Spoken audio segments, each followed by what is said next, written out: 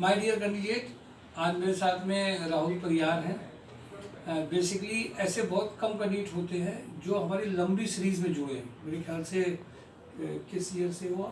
17 से। ये 17 से लगातार टच में हैं और लगातार तीसरी या चौथी ज्वाइनिंग इनकी होगी।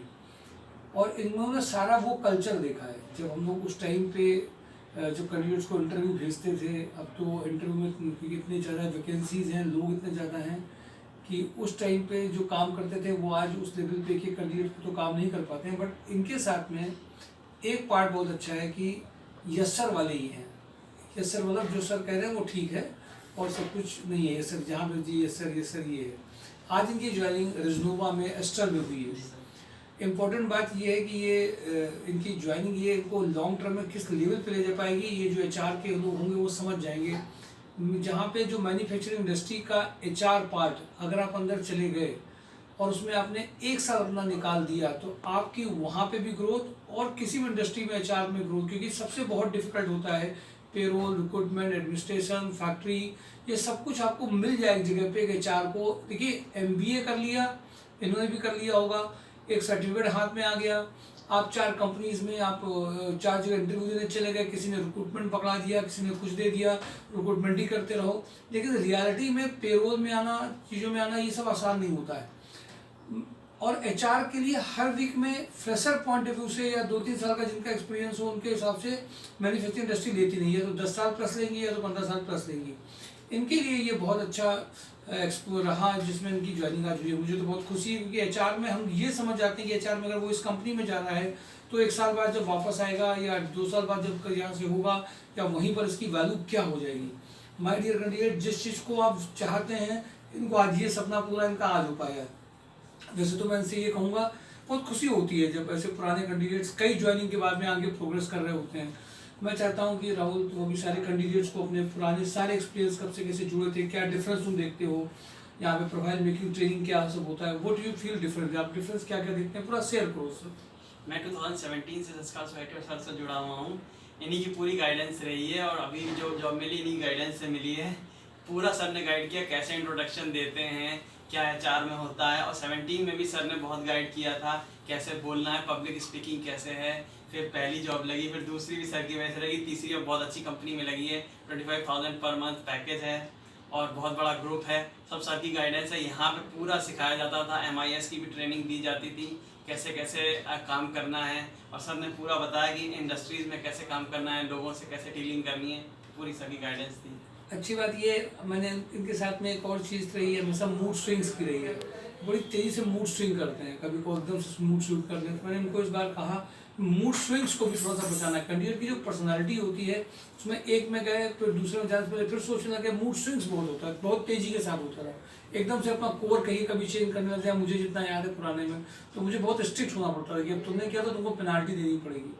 ऐसे करके जब बहुत कुछ मतलब होमवर्क किया जाता है कैंडिडेट में तो मुझे दिखाई दिया। लेकिन एक बात अच्छी है कि वो यस सर और हाँ जी वाला जो पार्ट होता है, कुछ कैंडिडेट ऐसे होते हैं जो सर कह रहे हो ठीक है, आर्गूमेंट्स नहीं, देर से भी लग रही है, मतलब कोई ऐसा मतलब नहीं कि कंप्लेनिंग एटीट्यूड हो कोई कि नहीं हमारा लगा नहीं है और हमारा तो वो नहीं है, ऐसा नहीं है। लेट भी होते हैं, लेट ये कभी कभी 70% तो अपने रीज़न से होते हैं, कहाँ बिजी हो जाएंगे, कहाँ क्या हो पाएंगे पता नहीं होता है।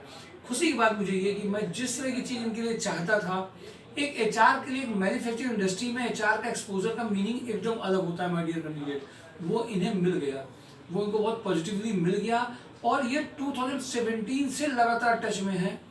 तीसरी ज्वाइनिंग इनकी ये है और ये मतलब मुझे याद है 1-2 बार मैंने इनकी मदर से भी बात करी है। ये ओनली सन है ना, तो ओनली सन है तो उनको फैमिलीज में भी देखना होता है और साथ में कानपुर में इनको रहना है। मेरे ख्याल से इनको जो रिजनुवा में एचआर का पार्ट मिला है इससे बहुत ऊपर जाएंगे। माय डियर कैंडिडेट, वो सभी एचआर प्रोफाइल के जो लोग हैं वो इस बात को ध्यान दें कि कानपुर में मैन्युफैक्चरिंग इंडस्ट्री में जब आप एचआर पेरोल वगैरह में जाते हो उसको कंपेयर मत करें एचआर रिक्रूटर प्रोफाइल से। समझे प्रोफाइल्स क्या होती है। एमबीए का भी किया था सर? बीटेक और एचआर का कोर्स आपके यहाँ से किया। अच्छा, वो भी अच्छा है। इन्होंने एचआर एक IME प्रोग्रामिंग में हमारी जो विंग थी उसमें, क्योंकि कॉलेज ये जब जा रहे थे कहीं पर, मैं ये अच्छा किया इन्होंने याद दिला दिया, मुझे इतना याद भी नहीं था। कई ऐसे कैंडिडेट हैं जो MBA का सर्टिफिकेट लिया है बट पेरोल नहीं बना पा रहे हैं कि कुछ नहीं कर पा रहे हैं। एक दो जगह इंटरव्यू में दिक्कत हो रही थी बीटेक के बाद में, तो जो हमारी विंग है international institute of management entrepreneurship, उसमें इनको एक प्रोग्राम में वो गाइडेंस दी गई और गाइडेंस का ट्रायल दिया गया और इनको एक सर्टिफिकेट और इशू किया गया और उसने बहुत मदद करी है। माय डियर कैंडिडेट, ये जो मौके होते हैं ये बहुत इंपॉर्टेंट मौके हैं आपको सीखने के लिए, आगे बढ़ने के लिए हैं। ये भी समझना है कुछ प्रोफाइल में राइट प्लेटफॉर्म मिलना बहुत मुश्किल कानपुर सिटी में हो जाता है कि नए कैंडिडेट के लिए, लेकिन इनको मिला, ये बहुत अच्छी बात है। आप सबको भी इनसे इंस्पायर होना है, सीखना भी है और अपने को पॉजिटिव मोड में आना है। और प्लीज़ रिक्रूटमेंट को, एडमिन को HR से मत कंपेयर करिए और डिफरेंस भी समझिए कंसल्टेंसीज। और वैसे जो कंसल्टेंसी का कभी तुम्हें कोई एक्सपीरियंस रहा है, सुना है? हाँ सुना है। क्या सुना है? हमने एक जगह अप्लाई किया था काकादेव में। अच्छा। तो हम लोग क्या, तो ये होता है कि बस 1 महीने में एक बार कभी कॉल करेंगे, फिर 6 महीने बाद कॉल करते हैं। अच्छा सही है। तो अच्छा, ये तो चूंकि यहीं पे जुड़े रहे तो इनको ये पता है कि कैसे क्या चीज़ें होती हैं, इनके पीछे हम लोग पड़े रहेंगे।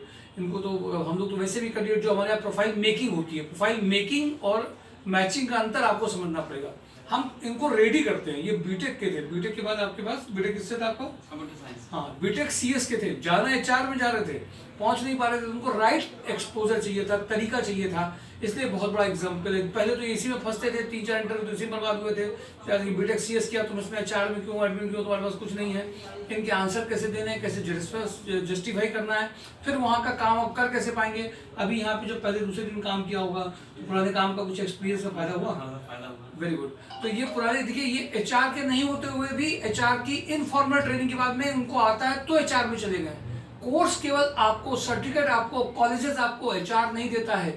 या तो आप टॉप 10 कॉलेज से आप पास आउट हो, वहाँ पे कंपनीज कैंडिडेट को ले जाती हैं। अगर आप नॉर्मल एवरेज कॉलेज से हैं तो उस कॉलेज के सर्टिफिकेट से आपको HR की कोर प्रोफाइल की रिस्पॉन्सिबिलिटीज नहीं मिलने वाली हैं। प्लीज उसको HR मत कहिए। इसलिए जरूरी है HR जो है उसी में आपका एक्सपीरियंस होगा, तभी आप HR में प्रोफाइल में ग्रोथ कर पाएंगे। Thank you for today job and drive. इनको इनके भविष्य की शुभकामनाएं। Thank you.